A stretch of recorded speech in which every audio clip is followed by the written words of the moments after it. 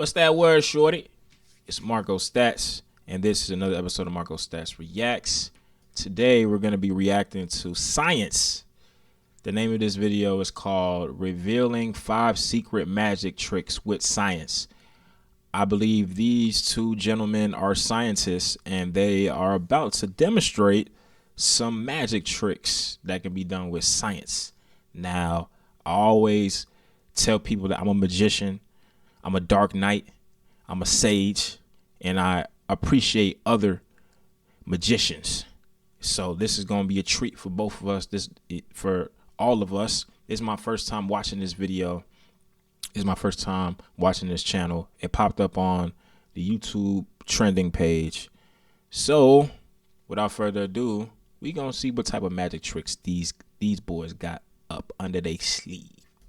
Today, we're going to be teaching you 5 magic tricks you can do yourself at home to impress your friends. They're actually even better than magic tricks because they use science, like a levitating orb. Oh, Emma needs her ladle back. Aww. These are tricks that I've never seen before, and they're going to be performed by our former middle school science teacher and even former middle school magician, Science Bob Flugfelder. Here we go. Trick number 1 involved nothing more than a metal ring, Bob's finger, and some uncomfortable prolonged eye contact. Ready? Yeah.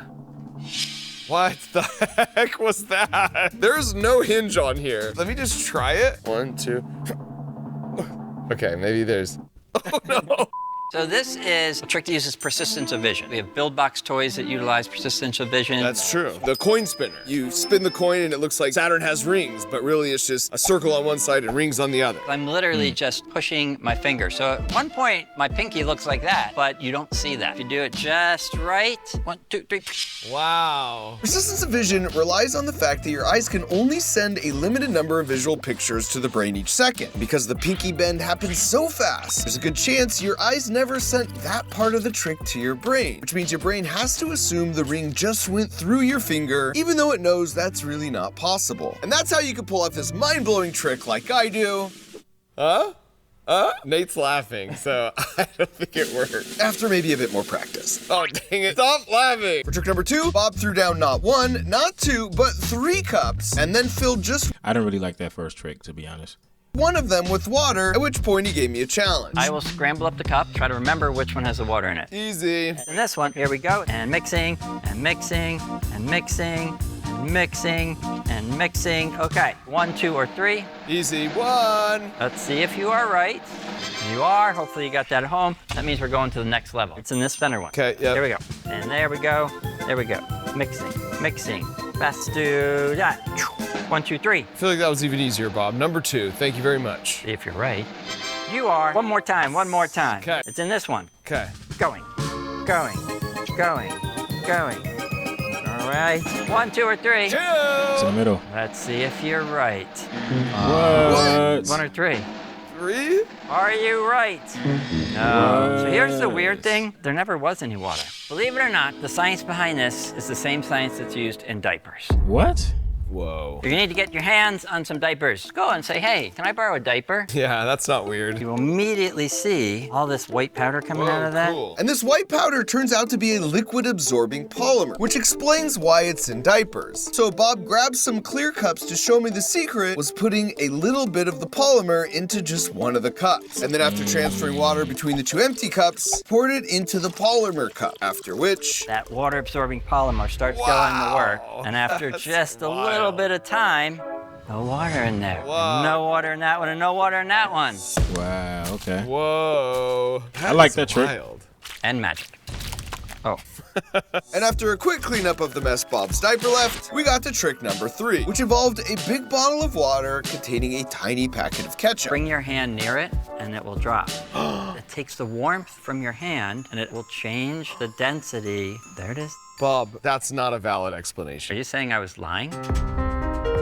Yes, I'm saying you were lying. Magicians lie a lot. It has nothing to do with the heat from your hand. Totally made that up. What it does have to do with is water pressure. So if I want this to sink, all I gotta do is actually squeeze this. Almost imperceivable squeeze will make that go down. This is called the Cartesian diver. Water can't compress, but the little air bubble inside of the ketchup can compress. So when I squeeze this, that changes the density and that causes it to sink until I release it. So that means the combination of the ketchup, the packet, and that air bubble is really close to the density of water. It's almost neutrally buoyant, right? Almost. It turns out there's a secret ingredient to this trick, because if you put the ketchup packet in regular water, You can see how this one's not floating the way yeah, you it's want. not really floating. So you just add some salt and shake it up. Yeah. It's gonna increase the density of the water. Sure. Oh, now it definitely Now floats. it's floating. See, there it goes. Wow. And because salt water is denser than regular water, ketchup will float on it as long as the air bubble stays big. But when you squeeze the bottle, water pressure pushes all those little molecules of air in the bubble closer together. And that slight change in volume increases the density of the ketchup packet compared to the water around it. And just like magic, the packet sinks. Force. Now that Bob had busted out the force, it was time for trick number 4, where he was going to show off further Jedi powers using a balloon, a ring cut from a plastic bag, and his own hair. So what this is doing is putting a negative charge on it. And it's making your hair look cool. And then, if all Mad goes well, scientist. they will. Isn't Oh, that shit. cool? Now that's some Harry Potter shit. Halo. Isn't that neat? You don't need to be a Jedi to pull this off, thanks to electrons. All materials in the world contain tiny particles called electrons, which have a negative charge. Certain materials like plastic bags and wiffle ball bats are able to pick up negative charges from other materials like your hair, which gives away the charge easily. But it turns out that negative charges absolutely don't like hanging out together, and so they'll repel away from each other just like negative sides of a magnet repel each other. And so if one of those objects with a negative charge is light enough, like say a ring cut from a plastic bag, the repelling force is strong enough relative to gravity to push it away and make it float. Oh, it's like a UFO. Can I try? Yeah, Do I gotta use your hair? sure. Okay. Oh, yeah. Whoa, there you go. No way. I can move it up and down. I go to the left, That's I go cool. forward, I come back. I am an actual wizard. That or it's electrons repelling each other. And feel free to get creative with the shapes you cut out. It's a jellyfish. All right, jellyfish, we're going for a walk. After taking a brief intermission so Bob could tend to my jellyfish sting, we moved on to the next trick, which only involved I like a that trick pen too. and a water bottle. This doesn't always work. I'm gonna try it without the cap this time, see if it works better. All right, here we go. 1, 2, 3. Whoa. What the fuck? Check it out. What the heck just happened? Okay, if you squeeze it, that must be it. You squeeze it. Wait, nothing's happening.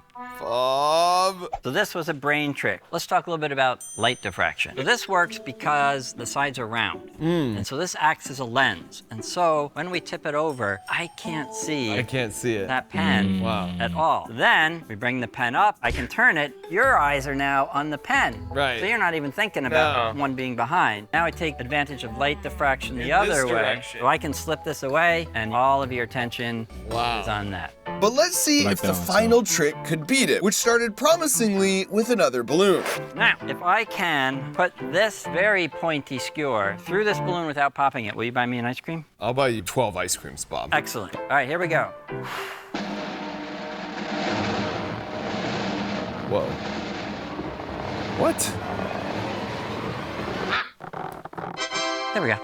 What the heck? Maybe I'll go chocolate. What the heck? That feels like it shouldn't be possible. True, because your brain says, hey, if there's a hole in something, it's probably leaking. Yeah. But now we're using, once again, the power of the polymer. Can I make a guess? I noticed you didn't fully fill this up. Correct. So it's like the rubber's a little bit thicker, and it almost creates a seal. You also poked it at the bottom where I know the rubber's thicker. Yeah, and then if you don't want to spoil it, you can just take it out. There you go. They never have a chance to check it out. Bob showed me this trick can also be performed with a big freezer bag and an absolute rainbow's worth of colored pencils. Pick whatever spot you want, Really? relatively fast and confident. I can be fast and confident, Bob. Okay.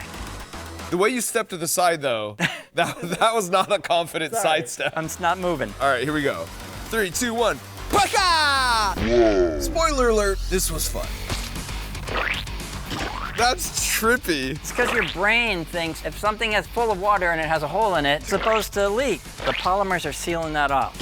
In fact, oh no, maybe it was too fun.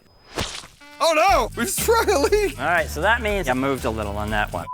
For our viewers, see how many of these you can get in a single bag without that. Tag us at CrunchLabs. Winner gets 12 ice creams. All right, well, there's a bunch of science tricks that are better than magic. And now I have a final science trick of my own. Back to work, Bob. Yes, sir. There you guys have it. Magic tricks with science. How do you guys feel about those magic tricks? The first one, I didn't really like. The rest of them were pretty cool. My favorite one was the one with the balloon and he had the little strips going around. Like, that's some shit that I would actually pull on a motherfucker. But it's cool. It's cool to see that in 2025, there's people still performing magic tricks. Magic tricks are cool. Comment on this video. Let me know what was your favorite magic trick that he performed, or if you thought all of them were stupid.